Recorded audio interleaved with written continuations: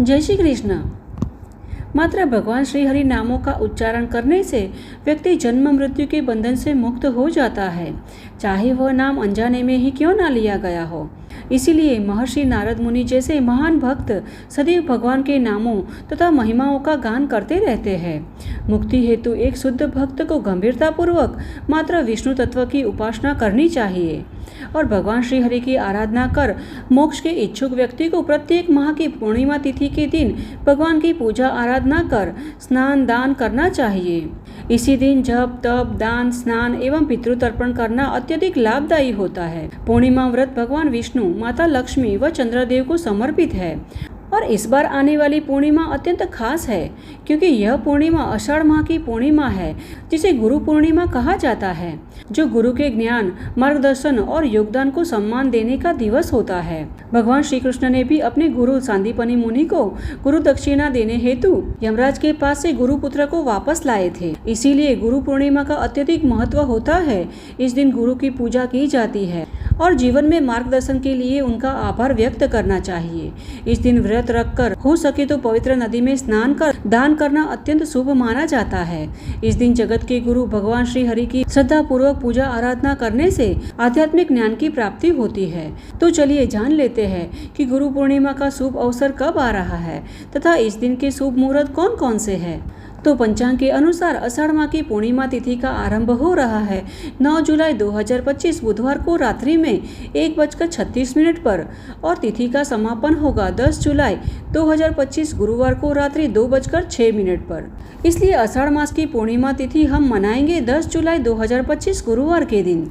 गुरु पूर्णिमा के दिन ब्रह्म मुहूर्त में उठकर गुरु एवं भगवान श्री हरि की पूजा करनी चाहिए।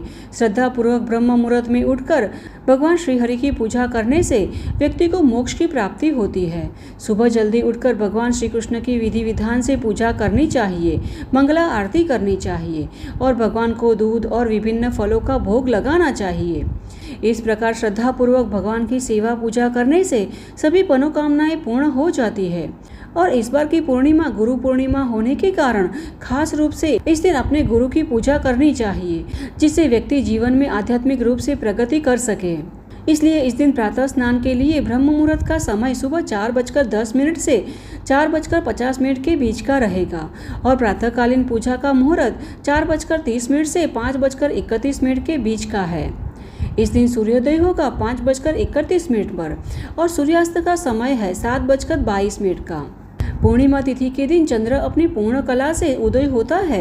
इसीलिए इस दिन चंद्र दर्शन करने मात्र से जीवन में सकारात्मकता का उदय होता है। अतः इस दिन चंद्रोदय होने पर चंद्रदेव को अर्घ्य प्रदान करना चाहिए, जिससे जीवन में आने वाली सभी बाधाएं दूर हो जाती है। अतः इस दिन चंद्रोदय होगा 7:20 पर।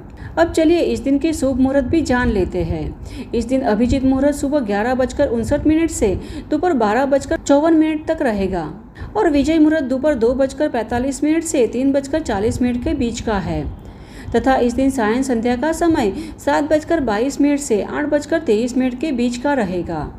तो यह सभी गुरु पूर्णिमा के दिवस के शुभ मुहूर्त है। इस शुभ मुहूर्त में आप स्नान दान और पूजा आराधना धार्मिक कार्य कर पुण्य फल की प्राप्ति कर सकते हैं। इस दिन सत्यनारायण कथा का पाठ करने व माता लक्ष्मी और चंद्रदेव की पूजा करने से शुभ फलों की प्राप्ति होती है। इस दिन कपड़े अन्न आदि का अपनी क्षमता अनुसार दान करना चाहिए तथा चंद्रदेव से जुड़ी वस्तु यानी सफ़ेद चीज़ों का दान करने से कुंडली में चंद्रमा की स्थिति मजबूत होती है। इस दिन पवित्र नदियों में स्नान भी अत्यधिक शुभ एवं महत्वपूर्ण माना जाता है। कहा जाता है कि इस दिन पवित्र नदियों में डुबकी लगाने से मनुष्य को जीवन मरण के चक्र से मुक्ति प्राप्त हो जाती है।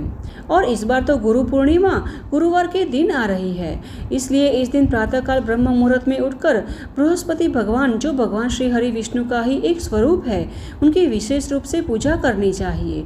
इस दिन भगवत गीता और भगवान श्री हरि की कथाओं का पठन अथवा श्रवण अवश्य करना चाहिए। गाय को भोजन खिलाना चाहिए, जरूरतमंद व्यक्ति को दान करना चाहिए।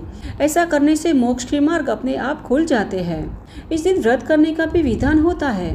पूर्णिमा के दिन सूर्योदय से पहले उठकर अपने व्रत का संकल्प लेना चाहिए। हालांकि नदी या कुंड में स्नान करना सबसे पवित्र माना जाता है, किंतु अगर यह संभव न हो तो अपने घर पर भी पवित्र नदी के नाम का स्मरण कर अपने स्नान के जल में कुछ बूंद गंगा जल की डालकर भी पवित्र स्नान किया जा सकता है। क्योंकि इस बार की पूर्णिमा गुरु को समर्पित है, इसलिए इस दिन स्नान करने के पश्चात संभव हो तो अपने गुरु की पूजा करनी चाहिए और जीवन में उनके द्वारा प्राप्त हुए मार्गदर्शन के लिए उनका आभार व्यक्त करना चाहिए। जरूरतमंद लोग या ब्राह्मणों को भोजन करवाना चाहिए, क्योंकि दान देना आपके बड़े बड़े पापों को धो देता है। इसलिए अपनी क्षमता अनुसार जरूरतमंद व्यक्ति को कुछ न कुछ दान अवश्य करना चाहिए।